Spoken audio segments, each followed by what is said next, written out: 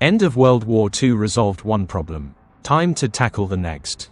A nationwide split occurred with one group seeking to be independent Hindus and the other Muslims. In the year 1947, the dispute was settled. The country was divided in half. India and Pakistan were born. The lack of a clear border led to disputes and armed clashes. Kashmir became a flashpoint, meant to decide whether to join Muslims or Hindus.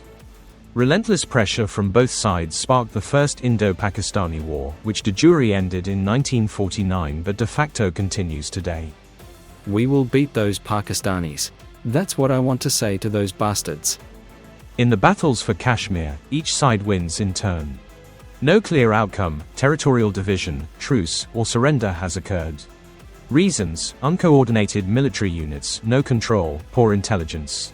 In the initial clashes over the region, both countries were essentially fighting blind.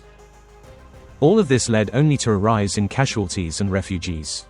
At the time, their number reached approximately 15 million. A question arose: how do you win not just a battle, but a war? The answer came from Pakistani Major General Robert Korthome.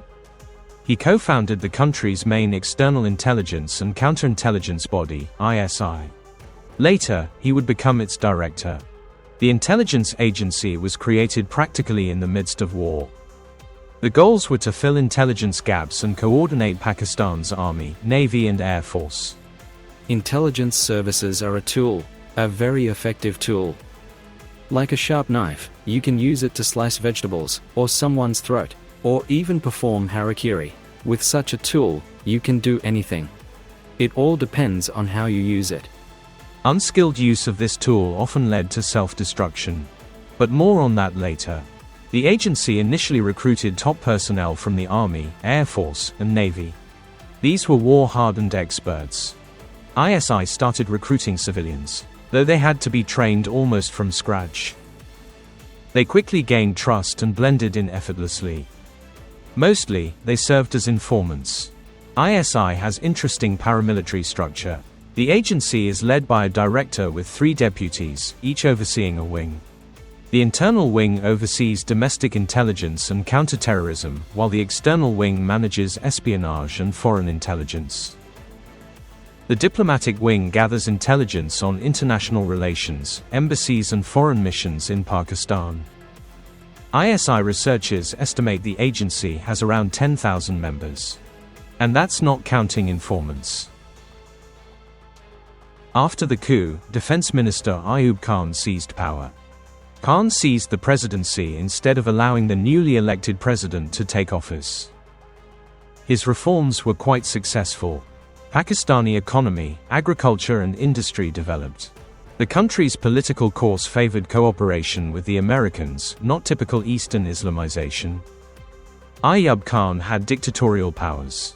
This meant he controlled both the military and intelligence services. He could dispatch agents against anyone he wished. Opposition figures were victims, suppressed by the self-proclaimed president. Aayub Khan became a dictator through a cunning strategy. He was a military man, a general with enough experience to use the conflict with India to his advantage. The people of Jammu and Kashmir live under India's colonial pressure. They have the right to their own voice.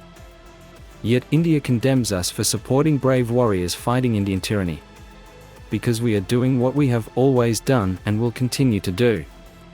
We support Kashmiris in freely determining their future. Aayub Khan speaks of the year 1965. He supported anti-Indian uprisings in Kashmir through the ISI. Agents persuaded individuals to join rallies to overthrow Indian rule for Pakistani control. This resulted in another war with the neighbor. Khan declared martial law and a curfew, strengthening his influence as president. Alongside anti-Indian insurgents, the army also joined the fight. Clashes between our soldiers and the Indian forces? I've heard little about it, so I won't comment in detail. I'll say this: our soldiers were ordered not to fire unless fired upon first. If any clashes occurred, they were provocations from India. Everything began with Pakistan. The president's missteps continued. In 1965 elections were held. Khan stayed in power by using intelligence services to influence politicians. Agents recorded officials' talks, tracked their movements, and reported everything to Khan. Elections were not clean. With a result of 64%, Khan was declared the winner. Journalists and the international community agreed that if the elections were fair, Fatima Jinnah would have won.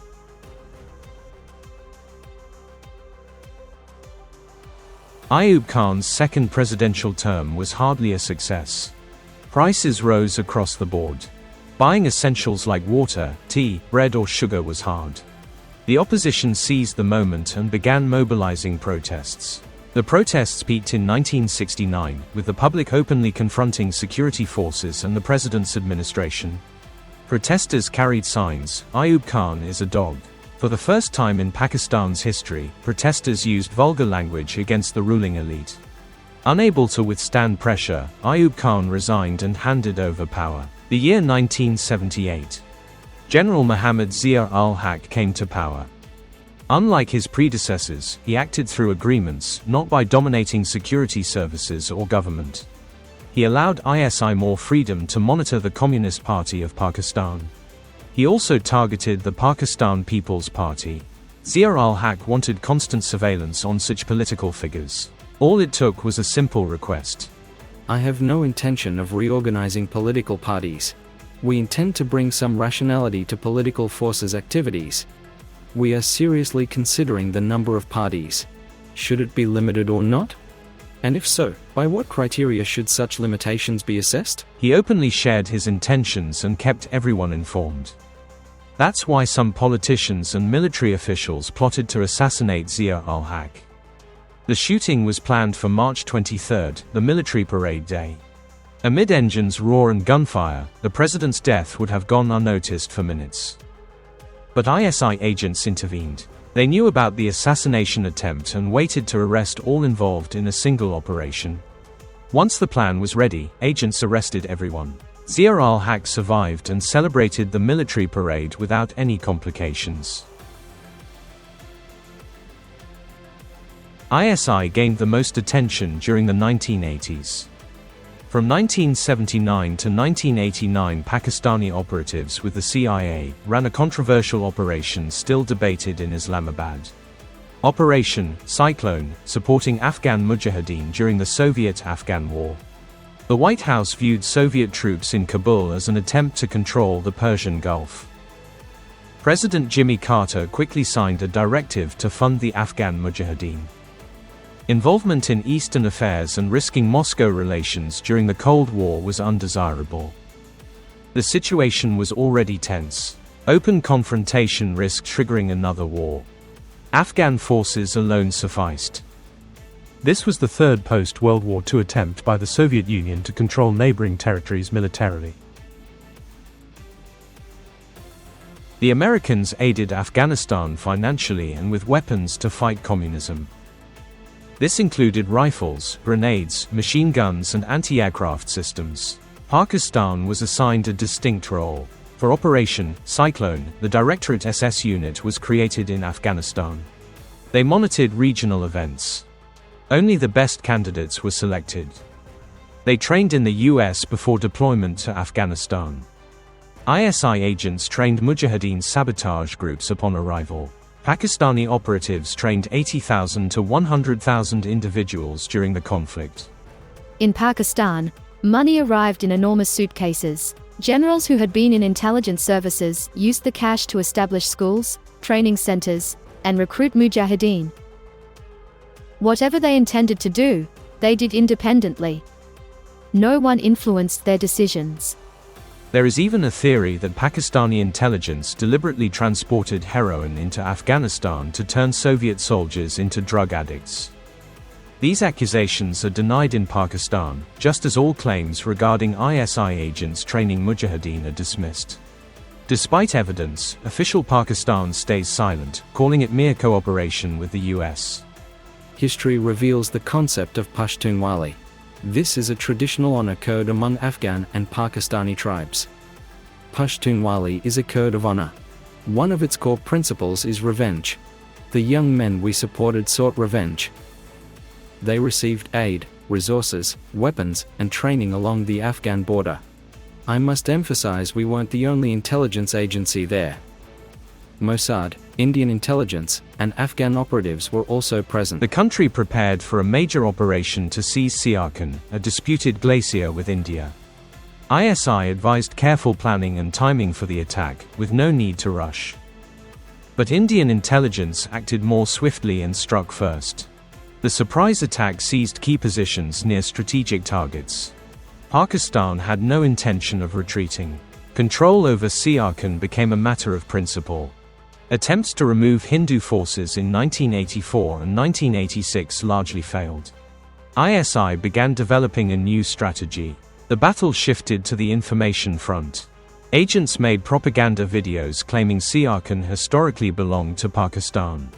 They may have convinced citizens, but removing Hindu forces was impossible.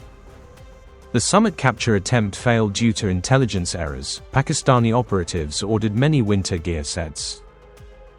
ISI missed India's orders from the same supplier. As a result, New Delhi was aware of the planned operation in advance. Our intelligence warned that Pakistan was planning an attack. We knew they bought winter gear cheaply. While we placed orders, they just bought the clothing on the spot. In 1985, ISI failed again. KGB operatives used Afghan intelligence to stage attacks in Pakistan. In February and March, the country was bombed almost daily. This continued for 2 years. Nearly 400 people were killed. According to Islamabad, Gorbachev aimed to expand his influence in Pakistan.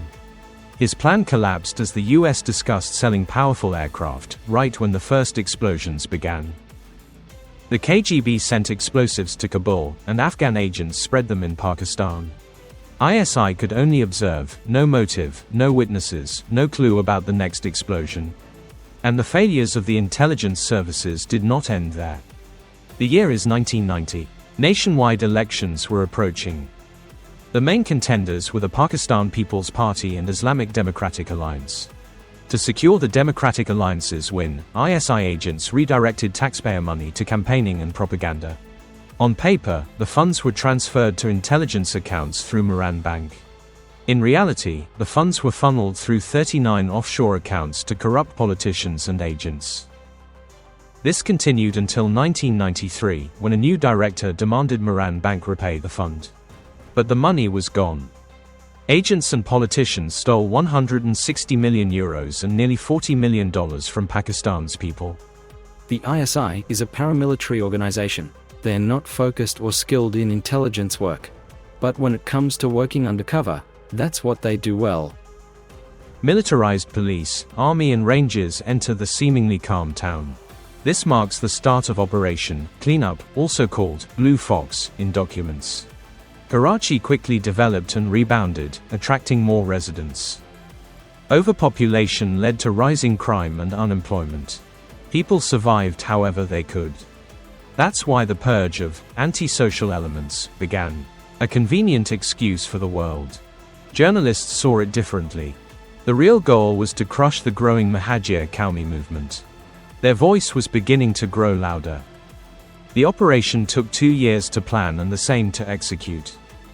ISI agents played a key role. They tracked down opposition members. No one expected the purge to last and cause nearly 24,000 deaths. Nearly 30,000 people disappeared. At 17:30, Pakistani journalist Salim Shahzad left for a private TV talk show.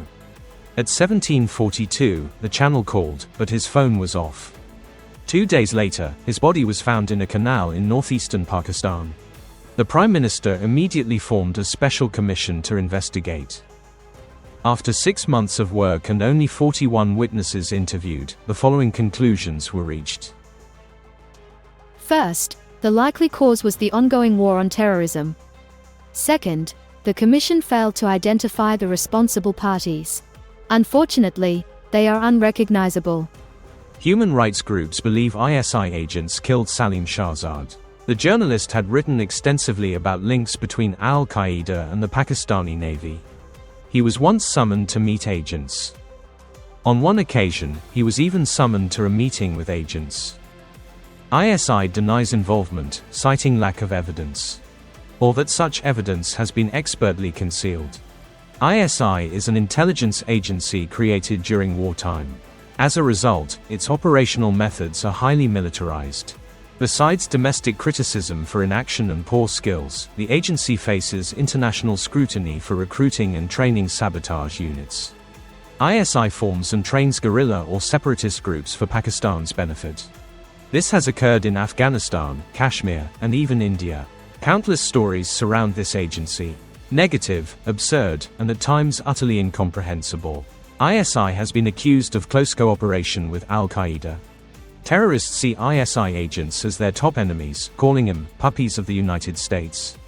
The same applies to terrorist groups in Afghanistan, Syria, Iraq and beyond. Is it truth or fiction? We are unlikely to find out anytime soon.